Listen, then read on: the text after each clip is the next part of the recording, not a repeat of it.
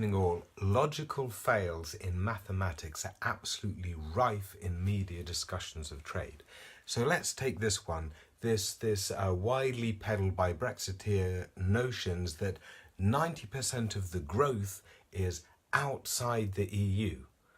All right, with growth, what's your starting point? Because if you have an elephant that grows 1% in a month, that adds more volume than an amoeba that grows 100% or 1,000% or 1,000,000% in just 1 month. But let's say that 90% of the trade, global trade, is outside the EU. Let's even look at that circumstance. No, let's go further. Let's say that 99, talking about our galaxy now, let's talk about intergalactic trade. Let's say 99.999999999% of all trade in the universe is outside the EU. Wow. And the growth, 1,000,000% in growth outside the EU. Is that a logical argument for leaving the EU and the EU customs union? No, because the question is, if you want to tap into all of that growth, if you want to tap into all of that market size, do you want to do so as a solo entity, or do you want to do so with the combined weight of 28 countries and all of their experience?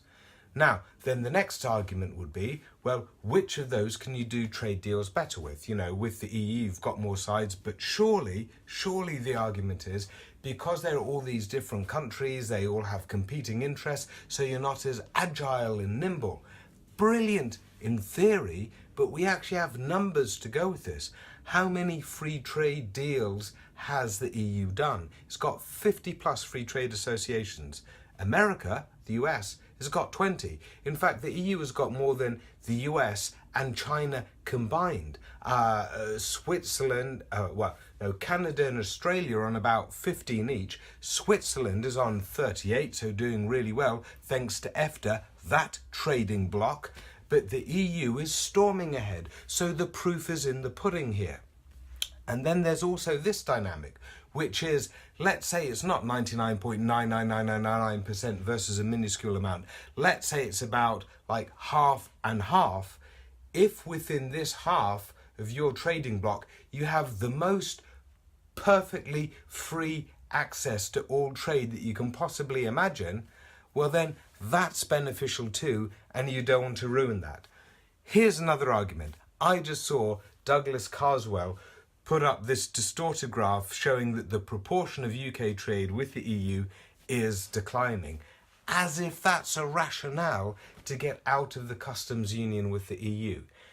Given that the growth is meant to be outside the EU, well then clearly the EU trade deals are doing its function if countries like the UK are increasing as a proportion their amount of trade with countries outside the EU. That shows that all these FTAs are working and that we are increasing our growth and trade with the rest of the world. If it were going the other way, you'd get worried. So that is a bizarre argument itself, and it is a bizarre argument also bumbled out by Bojo this morning when he said that our trade with South Korea, for example, has increased by 100% over a decade. I think that's a false figure, but nevertheless, let's go with it. Well, the EU has signed a free trade agreement with South Korea, so if that's increasing our trade with South Korea, then obviously EU trade deals are doing their job. I mean, what the F, people? This notion that you're either trading with the EU or you're trading outside the EU is utterly bizarre. The situation is clearly that we're in a perfect trading agreement with the EU, which occupies nearly half of our trade, but then the EU, more than all these other large entities, has a network of global trade right round this planet that we are tapping into and benefiting from, because the very data that the Brexiteers are showing emphasize that. We are tapping into global trade via the customs union, and the customs union looks to have racked up lots more opportunities, and we can seize those opportunities with that combined weight. I mean, logically speaking, there are massive fails on the Brexiteer side, as reinforced by the government's own analysis. In fact, one of the most hysterical quotes coming out in recent days was that one from what's his name, Martin Sorrell from under David Davis, who said leaving the customs union in order to try and get extra trade is like giving up a 3-course meal on the promise of a packet of crisps. And that is a killer line.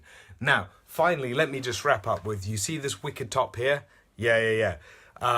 If you want one the same, you need to go to wordupdesign.eu, and then you can also get cool things like this in Stop Brexit coffee mug, reusable coffee mug, and lots of other things. And it's important to do that because it's important to get out and wear the merch. You'll be surprised what good responses you get.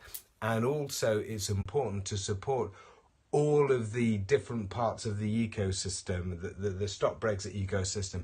So get that subscription to the New European, sign up to European Movement and pay subscriptions there as well. I mean, what would you pay to stop Brexit? So if you invest in all the different parts of the ecosystem and community, you help strengthen it all up. So here's a little plug to wordupdesign.eu.